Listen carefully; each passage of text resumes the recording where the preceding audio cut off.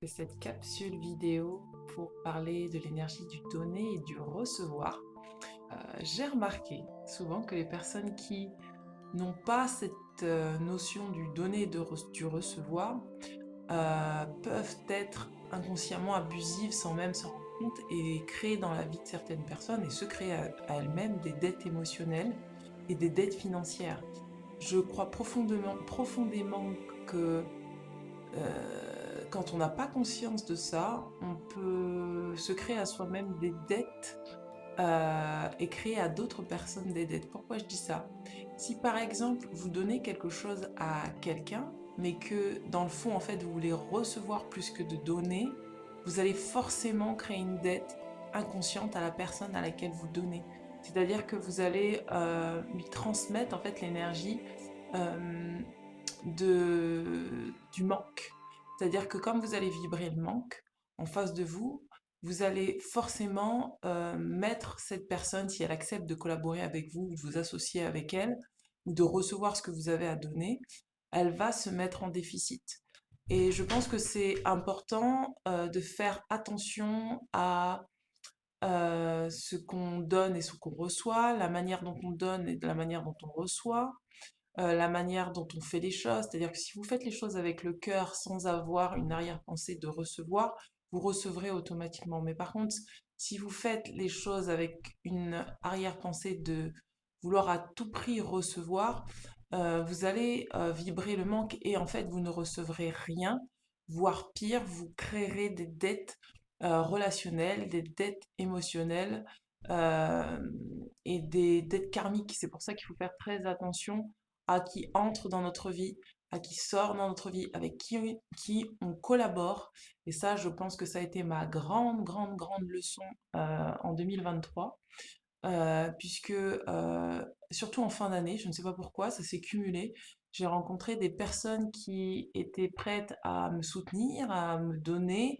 Et en fait, quand je grattais derrière, je voyais qu'en fait, ces personnes-là avaient besoin de recevoir. Elles étaient plus dans le besoin de recevoir que le besoin de donner. Donc, il a fallu que je dise non, il a fallu que je dise stop, il a fallu que j'arrête de côtoyer ces personnes parce qu'en réalité, ce qui se passait là, c'est que elles étaient dans le manque, elles vibraient le manque.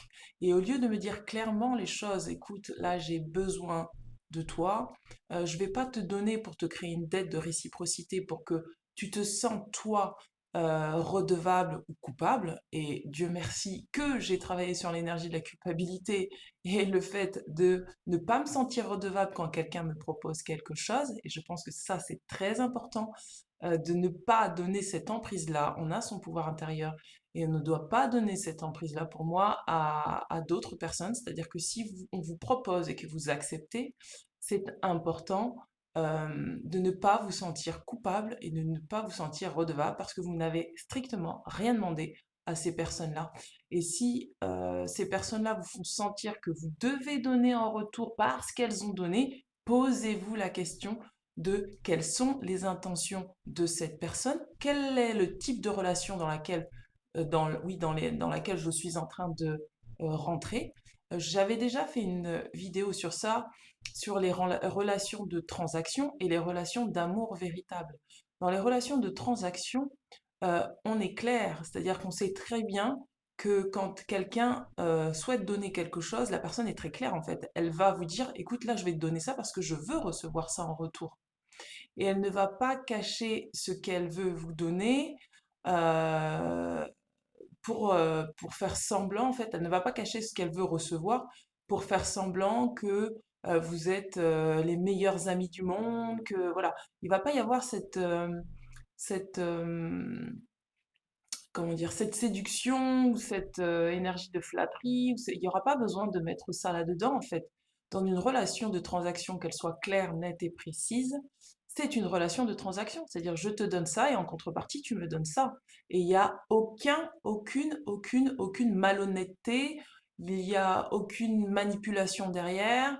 Et du coup, ça permet d'éviter de rentrer ou de créer des relations toxiques À l'inverse, si vous avez quelqu'un qui est là de bon cœur et qui vous dit je vais t'offrir ça, je vais t'offrir ça, et on va faire ci, et nanina, et nanana, et ma chérie, je te déroule le tapis rouge, tu vas être la femme de ma vie, et nous allons avoir beaucoup d'enfants, et on va faire plein de projets, et en fait, quand vous grattez derrière, vous vous rendez compte qu'en fait, les projets que vous avez peut-être avec cette personne ne se réalisent pas, ne se font pas, parce qu'en réalité, vos projets à vous sont petit à petit écartés du jeu et on ne prendra pas en compte vos besoins, on ne prendra pas en compte ce que vous ressentez, vous sentirez réduit dans ce que vous êtes.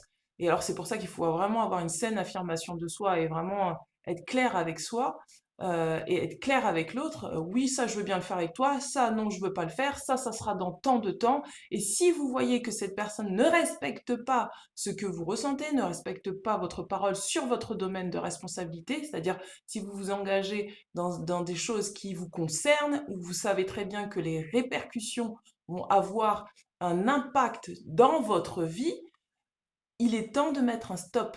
Il est temps de dire non, je n'irai pas plus loin parce que là, c'est mon domaine de responsabilité. Et si je te donne ce domaine de responsabilité et que tu ne respectes pas ma parole, puisque c'est une co-responsabilité que nous avons et pas une relation de dominant-dominé, à partir de ce moment-là, nous arrêtons de collaborer. Et c'est important de revenir à l'équilibre entre le donner et le recevoir.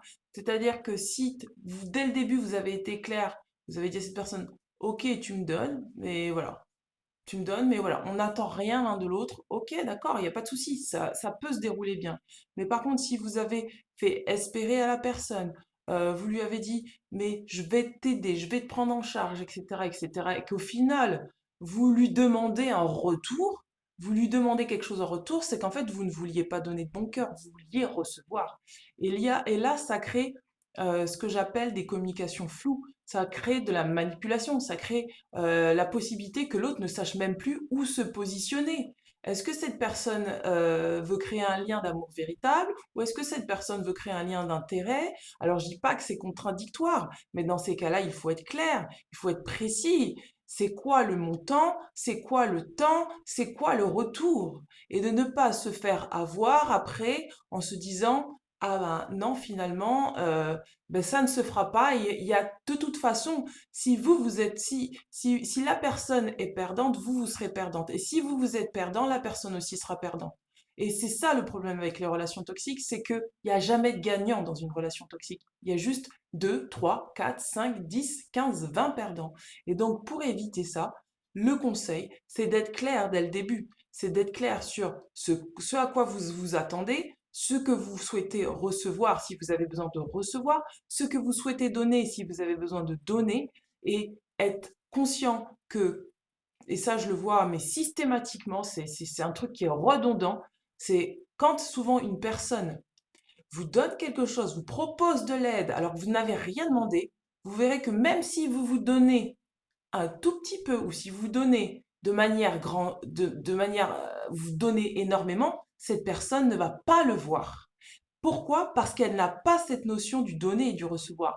C'est-à-dire qu'elle ne va pas remarquer ce que vous avez fait pour elle en réciprocité, pas parce que vous sentiez coupable ou redevable, non, parce que dans une relation humaine, c'est normal de respecter ce flux d'énergie entre le je te donne, je reçois, et je suis en gratitude parce que j'ai reçu, et donc mon cœur me pousse à te donner.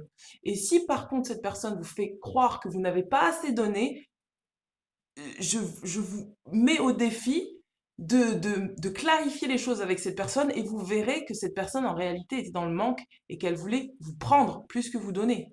C'est pas un problème de prendre. Ce qui est un problème, c'est de prendre sans l'autorisation de l'autre. Ça devient un problème. Ça devient un problème. Parce que si vous dites non à une personne et qu'elle vient sur votre domaine, sur votre territoire et qu'elle prend sans, sans même vous demander ou même en vous demandant et en vous disant, bah, en fait, non, je vais faire comme si tu n'avais rien dit, c'est un problème. C'est un réel problème. Parce que sur le long terme, ça ne pourra pas marcher. C'est toxique.